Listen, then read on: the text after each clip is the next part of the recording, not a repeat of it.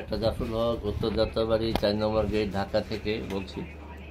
আজকে আমার অনেকেই সাকসেসফুল পাইলসের পেশেন্টের মধ্যে আরেকটা পেশেন্ট যার পায়খানা রাস্তা জ্বলতো এবং অনেকবার পায়খানা হইতো, এবং যেটা উনি বিভিন্ন জায়গায় চিকিৎসা করার পরে কিছু হয় না। এখানে আসার পরে হোমিও খাওয়ার পরে আমার এখানে আসে। তারিখ হলো 18, 12, 23।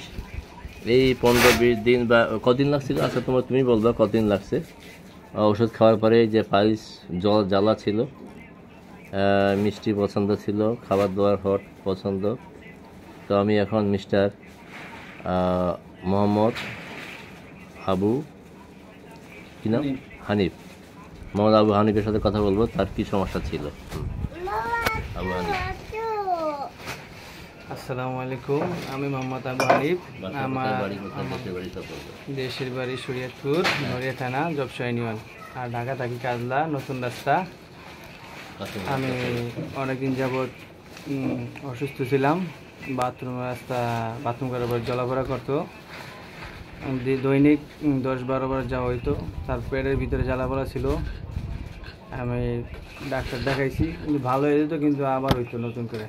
এখন আমি এই হোমিওপ্যাথি ওষুধ খাওয়ার কারণে এখন আমি আল্লাহর রহমতে সুস্থ আছি।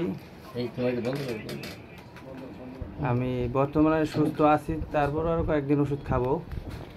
এখন বর্তমানে আমার কোনো সমস্যা নাই, ভালো আছি আর কি। ছেলেকে নিয়ে আসছে? হ্যাঁ, আজকে আমার ছেলেকে নিয়ে আসছি ডাক্তারের কাছে।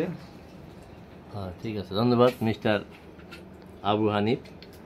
আপনারা শুনলেন যে হোমিওপ্যাথি চিকিৎসায় পাইলস, ইংলিশে বলে পাইলস, বাংলায় বলে অশ্ব, যা যেখানে অনেক জ্বালা পড়া থাকে, অনেক কষ্ট হয়। অনেক রুগী এই পালসে অনেক কষ্ট পাচ্ছেন, অনেকে অপারেশন করার পরেও আবার আমি এমন রুগী পেয়েছি, আবার তার পাইলস দেখা দিয়েছে, আবার সেই জ্বালা পড়া ব্যথা দেখা দিয়েছে। তো আলহামদুলিল্লাহ, আল্লাহর কাছে অশেষ শুকরিয়া। এই হোমিওপ্যাথি ওষুধের ওসিলায় মিস্টার আবু হানিফ ভালো হয়েছেন, এরকম আমার অনেক রুগী ভালো হয়েছে।